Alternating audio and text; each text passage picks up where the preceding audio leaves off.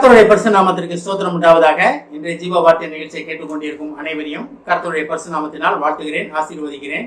இன்றைய சின்ன தியானத்திற்கு தேவன் கொடுத்த வேத பகுதி ஏசாயா தீர்க்கதரிசி எழுதின புஸ்தகம். அதில் 62ஆம் வசனம், 62ஆம் அதிகாரம் 3ஆம் வசனம்.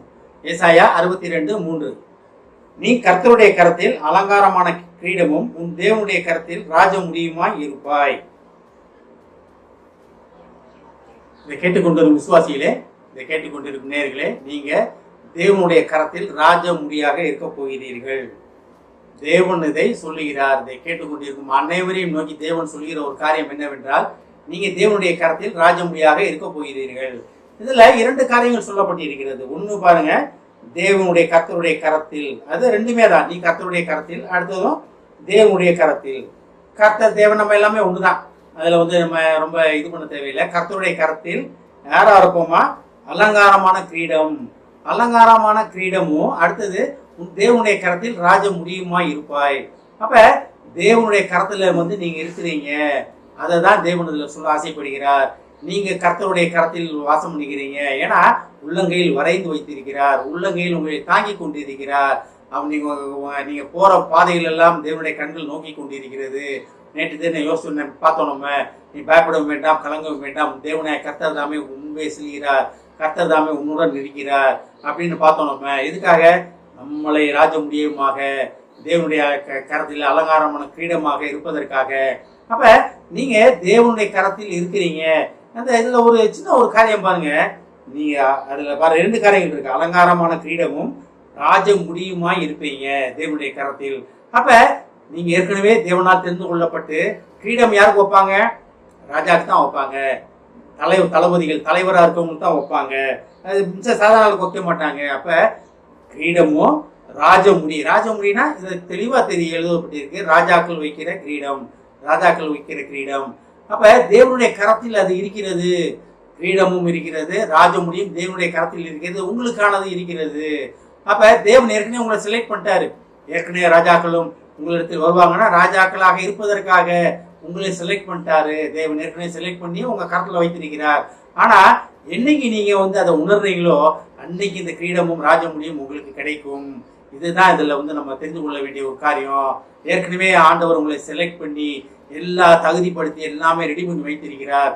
என்றைக்கு நீங்க அதை உணர்ந்து கொள்ளுகிறீர்களோ, என்னைக்கு என் கர்த்தராகிய தேவன் என் முன்பாக போய்கொண்டிருக்கிறார், என் வழிகளை செவ்வைப்படுத்தி கொண்டிருக்கிறார், அவருடைய அழைப்பை நோக்கி நான் போய்கொண்டிருக்கிறேன், என்னைக்கு நீங்க அதை உணர்றீங்களோ அன்னைக்கு நீங்க தேவனுடைய கரத்தில் இருக்கிற பாருங்க, தேவனுடைய கரத்தில் இருக்கிற அலங்காரமான கிரீடம் உங்களுக்கு வரப்போகிறது. அது மட்டும் இல்லாம உங்க தேவனாய கர்த்தர் உங்களை ராஜமுடி தரிப்பதற்காக அழைக்கிறார். கர்த்தருடைய கரத்தில் அலங்காரமான கிரீடம் உங்க தலையில வரப்போகிறது. அதே தான் தேவன் சொல்றார். தேவன் உங்களை ராஜமுடியினால் உங்களை ராஜாவாக அபிஷேகம் பண்ணி முடிசூட்ட வல்லவராக இருக்கிறார், ஆசைப்பட்டு கொண்டு இருக்கிறார். அவர் ரெடியா இருக்காரு.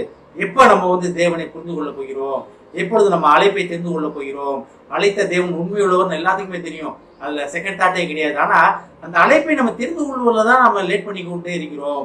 அந்த அழைப்பை நம்ம எப்ப தெரிந்து கொள்கிறோமோ அன்றைய தினம் நீங்க கர்த்தருடைய கரத்தில் அலங்காரமான கிரீடம் வைத்திருக்கிற கிரீடம் உங்களை அலங்கரிக்க போகிறது. அலங்காரமான கிரீடம் உங்களை அலங்கரிக்க போகிறது. இதை கேட்டுக்கொண்டிருக்கும் சகோதர சகோதரிகளே, கர்த்தருடைய கரத்தில் உள்ள அலங்காரமான கிரீடம் உங்களை அலங்கரிக்க போகிறது.